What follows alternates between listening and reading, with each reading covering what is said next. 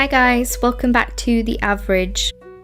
I'm going to talk about something that I think all artists suffer from, including myself, and that is art block, or putting pencil down for months on end and not doing any drawings for weeks and weeks, being too busy to find the time to be creative. For me, it was particularly hard because I used to have a creative job and I felt that my stamina for creativity would be taken away throughout the day. At least that's what I reasoned to myself was the reason for not drawing. So I've got some tips here that really helped me get through my art block during the beginning of this year and got me doing my comics and my illustrations and even led to my YouTube channel. So the first tip is get the bad drawings out. I know this probably sounds pretty harsh because, hey, maybe you're still amazing at drawing, I don't know, but personally for me, if I haven't drawn for a few weeks or even a few days, I find that I'm pretty rusty. So when I got back to drawing after my art block, I felt like everything I did was terrible. But Chris, my boyfriend, said just get the bad drawings out, and that really helped because everything I did was a mistake. But I was learning from it, I was remembering, I was clearing the rust, I was stretching those muscles that I hadn't used for a few weeks. Because it's like any exercise that you do, say if you're a runner and you stop running for a few weeks, then of course it's going to be difficult to get back to it without going out of breath or not doing as much distance as you could before. So you've got to clear the dust and get those bad drawings out. Which leads me on to my second tip, which is do stuff that scares you. Now, getting back into drawing when you haven't done it for a while is pretty scary because it's like looking at the weighing scales when you haven't for a while. So you've got to do stuff that scares you and you've got to push yourself because I know it's very easy to draw the same thing over and over again, especially if you're good at it, you're comfortable with it. But if you do that, then there's no way that you're going to improve. If you're not seeing improvement, that's going to lead to feelings of frustration with your artwork. If I find that I'm having difficulty with hands, I have to sit down and draw a load of hands. Lots of things like that. If you're not used to doing backgrounds, then I would suggest just sitting and doing 10 backgrounds. It could be thumbnails, anything. Look at sceneries that you like, try and be inspired by that. Try and find the joy in it as well, even though it's scary. Which brings me on to my third point, get inspired. Now, inspiration is something that we think, or I have thought in the past, okay, I've got inspired by that and that's it, that's done.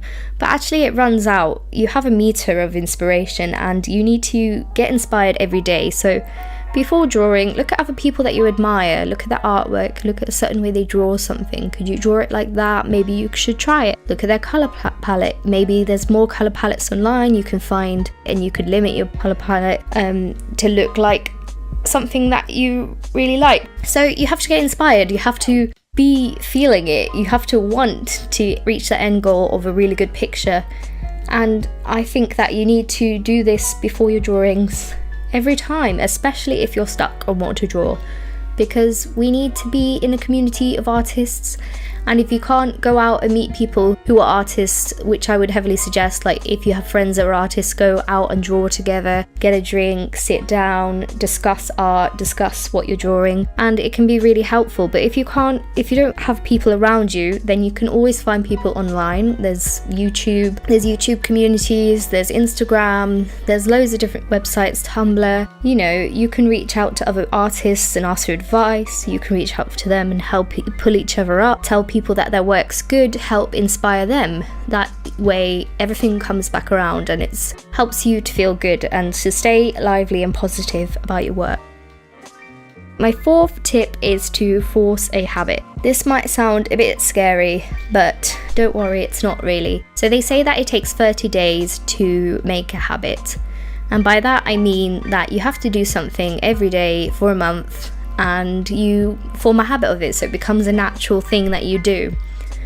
The first couple of weeks are going to be really tough with this, but if you find that you stick to it, then you'll be craving that time every day. So if you get home after work late, you sit down, you draw for half an hour, then if you do that 30 times more, by the end of that you'll think, oh, I want to do that, I want to sit down because that's my relaxing time, that's the time I want to draw. And it is really helpful. I did this with my comic. I said that I was going to do a comic every day for 5 days a week. Monday to Friday, so every morning I would have to get up and thumbnail a comic out, find an idea, draw it out, ink it and pencil it, and then scan it and put it in Photoshop and all that. So that's a big chunk of the morning that I would be doing that, and it made it such a habit that it just seemed natural now. It just seems like a natural thing to do. I don't really think about it. I just sit down, I kind of look forward to it, get my coffee. It's my routine. So make a habit of making art and it becomes your routine. That's it. And the fifth and final advice is to set goals. So this is kind of leaning into my previous point, because for me, my goal was to make a year of comics. So I would tell people that, so it would make me do it. I couldn't just be like, okay, I'm gonna do it and not really stick to it. But if I told people, no, this is what I'm gonna do, and people were expecting my work, and I had set that goal within myself, then I was gonna reach it. So if you're stuck on what to do, then set a goal. Maybe your goal is to paint a landscape watercolor image, but you're not quite good enough yet, or you haven't done the preliminary sketches. So say, I'm going to do this by this deadline, and that will make you do it. Obviously you will still need to push yourself, but you will make yourself do it because you've said, I'm going to do this by this point. So if you follow all the other tips, it will eventually lead to that goal, I believe. One last thing I want to say is that you really have to believe in yourself as well. Many people are just their own worst critics, and there's no need to be that way. There's no need to compare yourself to other people, because everybody's on their own different journey. And that doesn't mean that one day you won't be at that point, especially if you stick to what you're doing. So you've got to believe in yourself, and you've got to believe in the task that you've set. So have fun with it more than anything. This is your dream. This is what you want to do. This is your creativity. Have that outlet. I believe in you. You can do it.